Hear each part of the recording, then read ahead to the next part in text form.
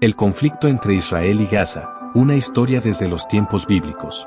En el principio, cuando el mundo era joven y las promesas divinas resonaban en los corazones de los hombres, una tierra fue elegida. Una tierra que fluía leche y miel, una tierra que sería testigo de milagros, batallas y profecías.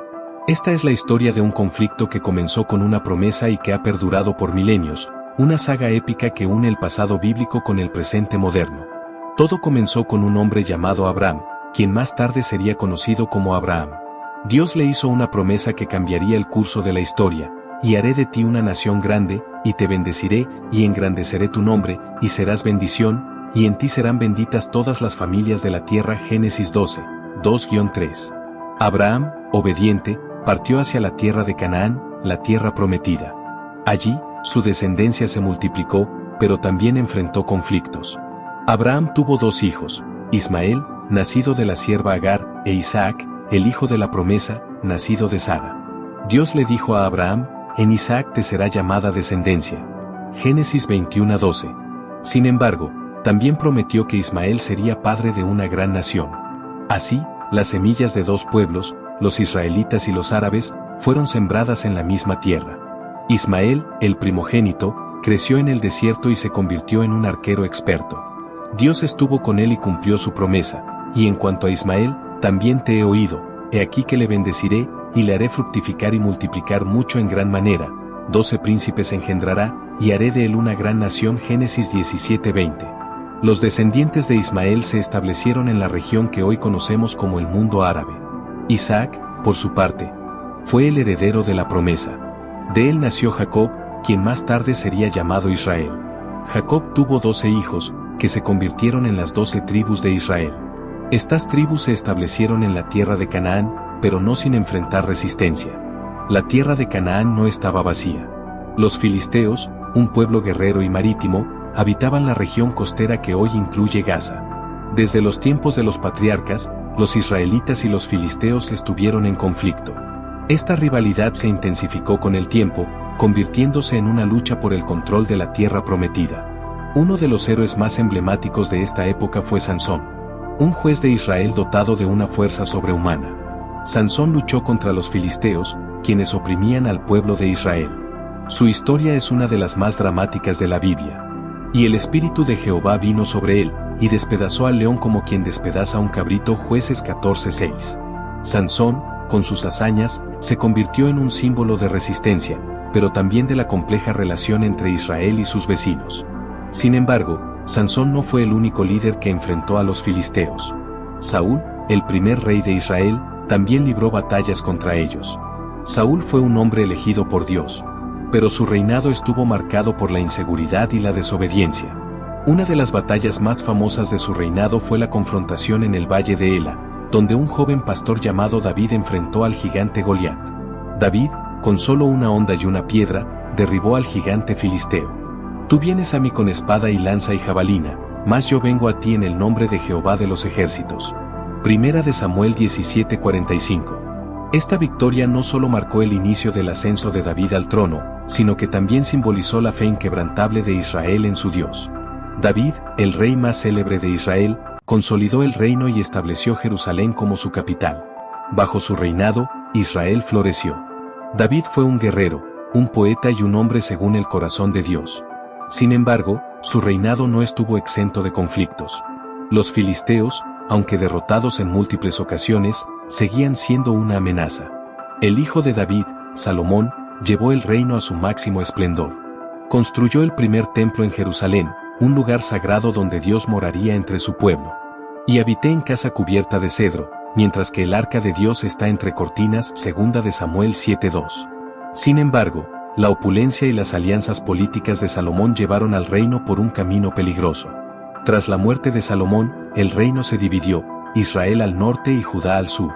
Esta división marcó el inicio de un periodo de decadencia y conflictos internos. Los profetas, como Isaías y Jeremías, surgieron en este contexto para advertir sobre las consecuencias de la desobediencia y para anunciar un futuro de esperanza. Isaías, con su voz poderosa, anunció juicio y esperanza, porque un niño nos es nacido, hijo nos es dado, y el principado sobre su hombro, y se llamará su nombre admirable, consejero, Dios fuerte, Padre eterno, príncipe de paz. Isaías 9:6. Jeremías, el profeta llorón, advirtió sobre la destrucción de Jerusalén y el exilio de Judá, porque así dijo Jehová: cuando en Babilonia se cumplan los 70 años, yo os visitaré, y despertaré sobre vosotros mi buena palabra, para haceros volver a este lugar. Jeremías 29:10. Estas profecías no solo hablaban del destino de Israel, sino también de un futuro mesiánico, donde la paz reinaría en la tierra prometida. Sin embargo, el camino hacia esa paz estaría lleno de conflictos y sufrimientos. Tras la división del reino de Israel, el norte y el sur siguieron caminos separados, pero ambos terminaron en el exilio. El reino del norte, Israel, cayó primero. En el año 722 a.C., los asirios, una potencia militar implacable, invadieron y conquistaron Samaria, la capital de Israel. Los israelitas fueron llevados cautivos y dispersados por el vasto imperio asirio. Y el rey de Asiria llevó cautivo a Israel a Asiria, y los trasladó a Elag, y a Abor, y a Ará, y al río Gozán. Segunda de Reyes 17:6. Este fue el inicio de la diáspora del pueblo de Israel. El reino del sur, Judá, logró sobrevivir un poco más, pero no escapó de su destino. En el año 586 a.C., los babilonios, liderados por el rey Nabucodonosor, sitiaron Jerusalén. La ciudad cayó, el templo de Salomón fue destruido, y los judíos fueron llevados cautivos a Babilonia. Y quemó la casa de Jehová, y la casa del rey, y todas las casas de Jerusalén, y todas las casas de los príncipes quemó a fuego. Segunda de Reyes 25:9. Este evento, conocido como el exilio babilónico, marcó un punto de inflexión en la historia del pueblo judío. Sin embargo, incluso en el exilio, la fe del pueblo judío no se extinguió. Los profetas, como Ezequiel y Daniel, surgieron para animar a los exiliados y recordarles las promesas de Dios. Ezequiel tuvo visiones de un futuro glorioso, donde el pueblo de Israel sería restaurado, y os tomaré de las naciones, y os juntaré de todas las tierras, y os traeré a vuestro país. Ezequiel 36:24. Daniel, por su parte, se convirtió en un consejero de reyes y recibió visiones sobre el fin de los tiempos. El exilio en Babilonia duró 70 años, tal como lo había profetizado Jeremías. En el año 538 a.C., el imperio persa, bajo el liderazgo de Ciro el Grande, conquistó Babilonia. Ciro emitió un decreto permitiendo a los judíos regresar a su tierra y reconstruir el templo. Jehová despertó el espíritu de Ciro rey de Persia, el cual hizo pregonar que Jehová Dios de los cielos me ha mandado que le edifique casa en Jerusalén, que está en Judá. Esdras 1:1-2. El regreso a Jerusalén no fue fácil. Los judíos que regresaron encontraron una ciudad en ruinas y una tierra habitada por otros pueblos, incluidos los samaritanos, quienes se opusieron a la reconstrucción del templo. Sin embargo, bajo el liderazgo de Zorobabel, el templo fue reconstruido, aunque no con la misma gloria que el primero. Y muchos de los sacerdotes, y de los levitas, y de los cabezas de familias, ancianos que habían visto la casa primera, viendo echar los cimientos de esta casa, lloraban en alta voz. Esdras 3:12. A pesar de la restauración física, el pueblo judío enfrentó desafíos espirituales y políticos. Los profetas Ageo y Zacarías animaron al pueblo a perseverar en la reconstrucción y a mantener su fe en las promesas de Dios. Esfuérzate, Zorobabel, esfuérzate, Josué, esfuérzate, pueblo todo de la tierra, dice Jehová, y trabajad, porque yo estoy con vosotros. Ageo 2:4. Sin embargo, la independencia política no duró mucho. En el año 332 a.C., Alejandro Magno conquistó la región, introduciendo la cultura helenística. Después de su muerte, el territorio de Judá pasó a manos de los seleucidas, quienes intentaron imponer costumbres griegas y profanaron el templo. Esto llevó a la rebelión de los macabeos en el año 167 a.C., un levantamiento que restauró la independencia judía y dio origen a la festividad de Hanukkah. Pero la paz no duró. En el año 63 a.C., los romanos, bajo el mando de Pompeyo, conquistaron Jerusalén. Judá se convirtió en una provincia romana, y el pueblo judío perdió su independencia una vez más. Fue en este contexto de dominación extranjera que surgió la esperanza de un Mesías, un libertador que restauraría el reino de Israel. Bajo el dominio romano, la tierra de Israel, ahora llamada Judea, se convirtió en un polvorín de tensiones políticas, religiosas y sociales. Los romanos, maestros de la ingeniería y la administración, impusieron su autoridad con mano de hierro, pero no lograron sofocar el espíritu rebelde del pueblo judío.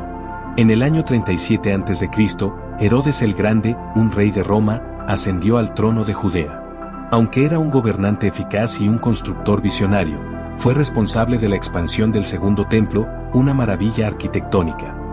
Herodes era despreciado por muchos judíos debido a su crueldad y su lealtad a Roma. Herodes temía a los judíos, y los judíos odiaban a Herodes, escribió el historiador Flavio Josefo. Tras la muerte de Herodes en el año 4 a.C., Judea se dividió entre sus hijos, pero el descontento creció. Los impuestos romanos eran opresivos, y la presencia de tropas extranjeras en Jerusalén era una afrenta constante. Los grupos judíos, como los fariseos, saduceos, esenios y los celotes, tenían visiones diferentes sobre cómo enfrentar la ocupación romana. Los celotes, en particular, abogaban por la resistencia armada.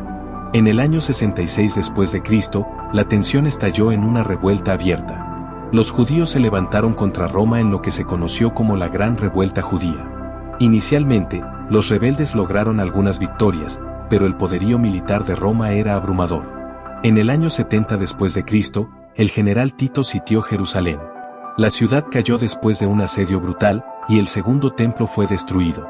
No quedó piedra sobre piedra, Mateo 24:2, tal como lo había predicho Jesús.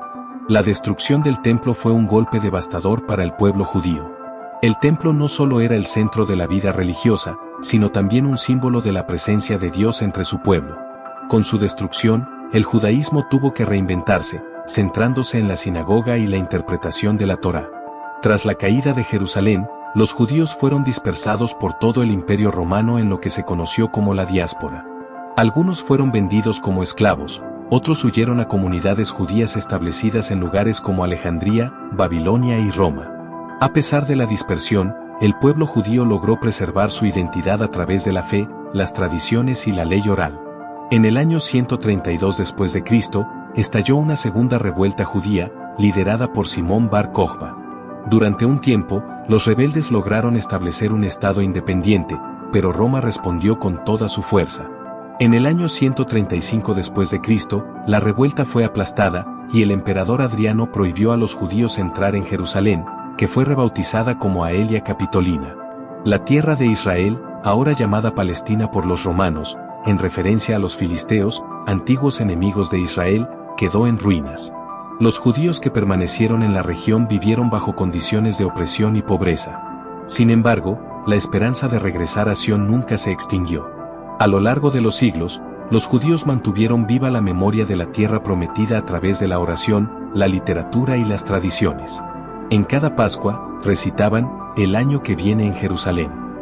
Esta frase no era solo un deseo, sino una promesa interna de regresar a su hogar ancestral.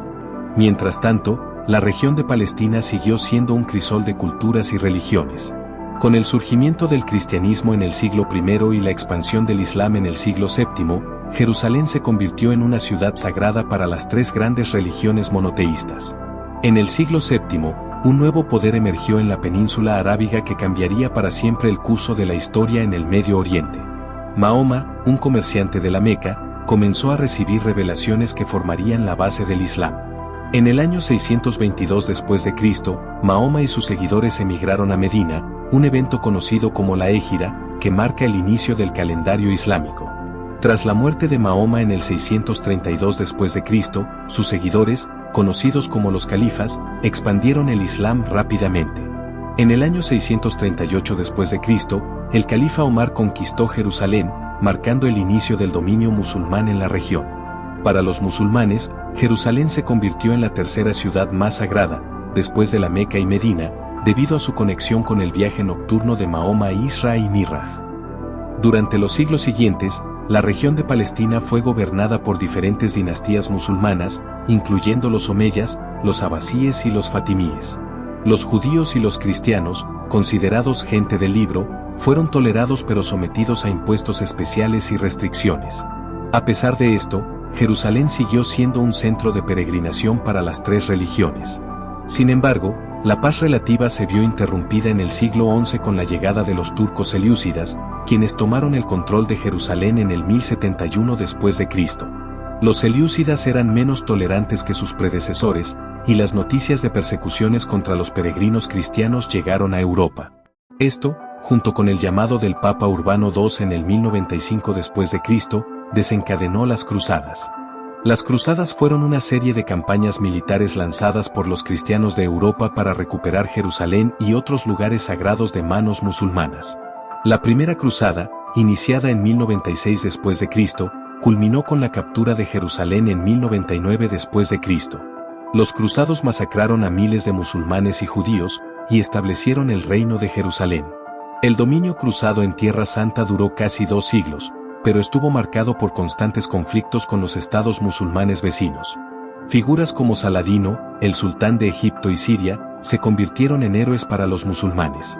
En 1187 después de Cristo, Saladino reconquistó Jerusalén tras la batalla de los Cuernos de Atín, un evento que conmocionó a Europa y llevó a la Tercera Cruzada, liderada por Ricardo Corazón de León. Aunque los cruzados lograron mantener algunos territorios costeros, su presencia en Tierra Santa se debilitó. En 1291 después de Cristo, los mamelucos, una dinastía musulmana de origen esclavo, capturaron Acre, la última fortaleza cruzada, marcando el fin de las cruzadas. El legado de las cruzadas fue profundo y duradero. Para los europeos, reforzaron el sentimiento de conexión con Tierra Santa. Para los musulmanes, consolidaron la idea de Jerusalén como un símbolo de resistencia y fe. Y para los judíos, que habían sufrido tanto a manos de cruzados como de musulmanes, las cruzadas fueron un recordatorio de su vulnerabilidad en la diáspora. Tras la expulsión de los cruzados, la región de Palestina quedó bajo el control de los mamelucos, quienes gobernaron desde Egipto. Los mamelucos mantuvieron una relativa estabilidad, pero la región perdió su importancia estratégica y económica. Jerusalén, aunque seguía siendo un lugar sagrado, se convirtió en una ciudad provincial. En 1517 después de Cristo, los otomanos, un imperio turco en expansión, conquistaron Palestina. Bajo el dominio otomano, la región experimentó un periodo de relativa paz, pero también de estancamiento. Los otomanos administraron Palestina como parte de la provincia de Siria, y Jerusalén fue gobernada por funcionarios locales. Durante este periodo, las comunidades judías en Palestina eran pequeñas y dispersas. Sin embargo, la conexión espiritual con la tierra prometida nunca se perdió. Judíos de todo el mundo continuaron llegando a Jerusalén, Saft, Tiberíades y Hebrón para estudiar, orar y ser enterrados en la tierra de sus antepasados. Mientras tanto, en Europa, el antisemitismo y las persecuciones continuaron. Los judíos fueron expulsados de Inglaterra en 1290, de Francia en 1306 y de España en 1492. Estas expulsiones reforzaron el anhelo por Sión, pero también plantearon la pregunta, ¿cómo podría el pueblo judío regresar a su tierra ancestral? A finales del siglo XIX, el mundo judío se encontraba en un punto de inflexión. En Europa, el antisemitismo seguía siendo una amenaza constante. En Rusia, los pogromos, masacres organizadas contra judíos, eran frecuentes, y en Francia, el caso Dreyfus, un juicio antisemita que dividió al país, mostró que incluso en naciones ilustradas el odio hacia los judíos persistía. Fue en este contexto que un periodista judío austrohúngaro, Theodor Herzl, tuvo una visión que cambiaría el curso de la historia. Herzl, testigo del caso Dreyfus, llegó a la conclusión de que la única solución para el pueblo judío era la creación de un Estado propio. En 1896, publicó su obra seminal, El Estado Judío, donde argumentaba que los judíos debían tener un hogar nacional en su tierra ancestral. Así nació el sionismo político, un movimiento que buscaba convertir el sueño milenario en una realidad tangible. Herzl convocó el primer congreso sionista en Basilea, Suiza, en 1897. Allí, delegados judíos de todo el mundo se reunieron para discutir cómo lograr un hogar nacional judío. Herzl declaró, en Basilea, fundé el Estado judío. Si lo digo hoy en voz alta, todo el mundo se reirá de mí. Dentro de 5 años, tal vez, y ciertamente dentro de 50 años, todos lo verán. Los primeros pioneros sionistas, conocidos como Alutzim, comenzaron a llegar a Palestina, entonces bajo el control del Imperio Otomano. Compraban tierras áridas y desoladas, las cuales transformaban en prósperas granjas y comunidades. Sin embargo, no todos recibieron a estos nuevos habitantes con los brazos abiertos. Los árabes palestinos, que habían vivido en la región durante generaciones, veían con recelo la llegada de estos extranjeros que hablaban de un Estado judío. La Primera Guerra Mundial, 1914 a 1918, marcó un punto de inflexión en la historia del Medio Oriente. El Imperio Otomano, aliado de Alemania, fue derrotado, y el control de Palestina pasó a manos del Imperio Británico. Durante la guerra, los británicos hicieron promesas contradictorias a árabes y judíos para ganar su apoyo. En 1917, el ministro de Relaciones Exteriores británico, Arthur Balfour, emitió una declaración que prometía el establecimiento de un hogar nacional para el pueblo judío en Palestina. La declaración Balfour fue recibida con júbilo por los sionistas, pero generó profunda desconfianza entre los árabes. Tras la guerra, la Sociedad de Naciones otorgó a Gran Bretaña un mandato sobre Palestina. Los británicos se encontraron en una posición difícil. Debían facilitar el establecimiento de un hogar nacional judío mientras protegían los derechos de la población árabe. Esta ambigüedad solo exacerbó las tensiones entre las dos comunidades. Durante las décadas de 1920 y 1930, la migración judía a Palestina aumentó significativamente, especialmente con el ascenso del nazismo en Europa. Los judíos huían de la persecución y buscaban refugio en la tierra prometida. Sin embargo, cada ola de inmigración exacerbaba las tensiones con la población árabe. Los enfrentamientos violentos se hicieron cada vez más frecuentes, y las calles de Jerusalén, Haifa y Jaffa se convirtieron en campos de batalla. En 1936, estalló la Gran Revuelta Árabe, un levantamiento masivo contra el dominio británico y la inmigración judía. Los árabes exigían la independencia y el fin del proyecto sionista. Los británicos, atrapados entre dos fuegos, intentaron mantener el control, pero la situación se volvió insostenible. La Segunda Guerra Mundial y el Holocausto cambiaron todo. El mundo, horrorizado por el genocidio de 6 millones de judíos, comenzó a apoyar la creación de un Estado judío. En 1947, las Naciones Unidas propusieron un plan para dividir Palestina en dos estados, uno judío y otro árabe. Los judíos aceptaron, los árabes lo rechazaron. El 14 de mayo de 1948, David Ben-Gurión, líder del movimiento sionista, declaró la independencia del Estado de Israel. Fue un momento de júbilo para los judíos, pero también el inicio de una guerra. Al día siguiente, los ejércitos de Egipto, Jordania, Siria, Líbano e Irak invadieron el recién nacido Estado. La guerra de independencia de Israel había comenzado. El 15 de mayo de 1948, apenas un día después de la declaración de independencia de Israel, los ejércitos de 5 naciones árabes, Egipto, Jordania, Siria, Líbano e Irak, cruzaron las fronteras con un objetivo claro: destruir el recién nacido Estado judío. Para Israel, esta no era solo una guerra por territorio, sino una lucha por la supervivencia misma. Las fuerzas israelíes, compuestas en gran parte por milicias como la Haganá, el Palmaj y el Irgun, estaban en desventaja numérica y militar. Sin embargo, contaban con algo que sus enemigos subestimaron: una determinación férrea y la convicción de que estaban luchando por su hogar. No tenemos otra opción que ganar. Si perdemos, no habrá un lugar al que regresar, dijo David Ben-Gurión, el primer ministro de Israel. La guerra se libró en múltiples frentes. En el sur, las fuerzas egipcias avanzaron hacia el desierto del Negev, mientras que en el este, la Legión Árabe de Jordania, entrenada y equipada por los británicos, tomó el control de Cisjordania y Jerusalén Este. En el norte, las tropas sirias y libanesas intentaron penetrar en Galilea. Uno de los momentos más dramáticos de la guerra fue la batalla por Jerusalén. La ciudad, dividida entre sectores judíos y árabes, fue escenario de intensos combates. La Legión Árabe capturó el barrio judío de la Ciudad Vieja, y los residentes judíos fueron expulsados o capturados.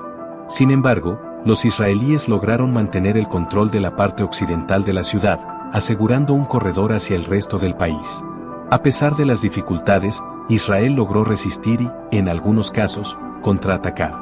Operaciones como la Operación Nachshon, que rompió el bloqueo árabe a Jerusalén, y la Operación Joab, que aseguró el Negev, demostraron la capacidad de organización y determinación de las fuerzas israelíes. En 1949, tras meses de combates, se firmaron acuerdos de armisticio entre Israel y sus vecinos árabes. Aunque no hubo tratados de paz formales, estos acuerdos establecieron líneas de cese al fuego que se conocieron como las líneas verdes. Israel había logrado sobrevivir, pero a un costo enorme. La guerra dejó un saldo de aproximadamente 6.000 israelíes muertos, el 1% de la población judía en ese momento. Para los árabes palestinos, las consecuencias fueron igualmente devastadoras. Cientos de miles fueron desplazados, convirtiéndose en refugiados en Gaza, Cisjordania, Jordania, Líbano y otros países. Este éxodo, conocido en árabe como la Nakba catástrofe, sigue siendo un punto central del conflicto hasta el día de hoy. La guerra también cambió el mapa de la región. Israel controlaba ahora el 78% del territorio del mandato británico de Palestina, incluyendo la mayor parte de Galilea, la llanura costera y el Negev. Cisjordania y Jerusalén Este quedaron bajo control jordano, mientras que Gaza cayó bajo administración egipcia. Sin embargo, la paz no llegó. Los países árabes se negaron a reconocer a Israel, y los refugiados palestinos, muchos de ellos viviendo en campamentos precarios, clamaban por el derecho al retorno. Para Israel, la guerra fue una victoria, pero también el inicio de un conflicto que se prolongaría por décadas. Tras la Guerra de Independencia, la Franja de Gaza, una estrecha franja de tierra junto al Mediterráneo, quedó bajo administración egipcia. Sin embargo, Egipto no integró Gaza a su territorio, sino que la gobernó como una entidad separada. Los refugiados palestinos que llegaron a Gaza se encontraron en una situación de pobreza y hacinamiento, lo que alimentó el resentimiento y el descontento. En 1967, estalló la Guerra de los 6 días, otro capítulo crucial en el conflicto árabe-israelí. Israel, enfrentándose a una coalición de Egipto, Jordania y Siria, lanzó un ataque preventivo que resultó en una victoria aplastante.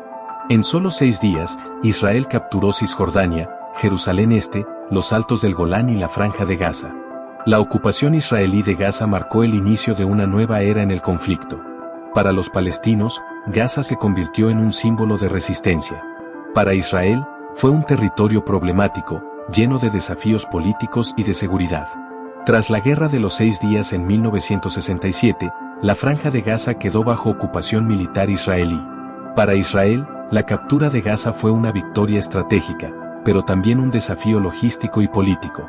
La Franja, una estrecha porción de tierra de apenas 360 kilómetros cuadrados, albergaba a cientos de miles de palestinos, muchos de ellos refugiados de la guerra de 1948.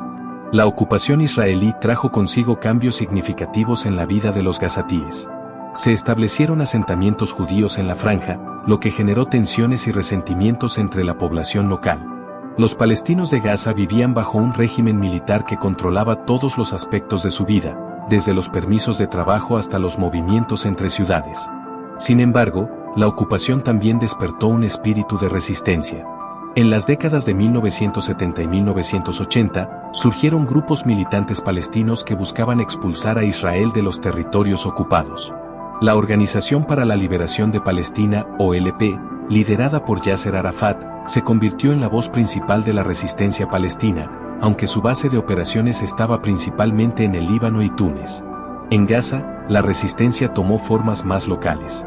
Protestas, huelgas y actos de desobediencia civil se convirtieron en herramientas comunes para expresar el rechazo a la ocupación.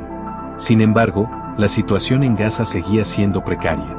La pobreza, el hacinamiento y la falta de oportunidades alimentaban el descontento. En 1987, el descontento en Gaza y Cisjordania estalló en lo que se conoció como la primera intifada levantamiento. Fue un estallido espontáneo de protestas, huelgas y enfrentamientos con las fuerzas israelíes. Los jóvenes palestinos, armados con piedras y cócteles Molotov, se enfrentaron a uno de los ejércitos más poderosos del mundo. Fue durante la intifada que surgió Hamás, un movimiento islamista fundado por el jeque Ahmed Yassin. Hamás, cuyo nombre completo es Movimiento de Resistencia Islámica, combinaba el nacionalismo palestino con un discurso religioso.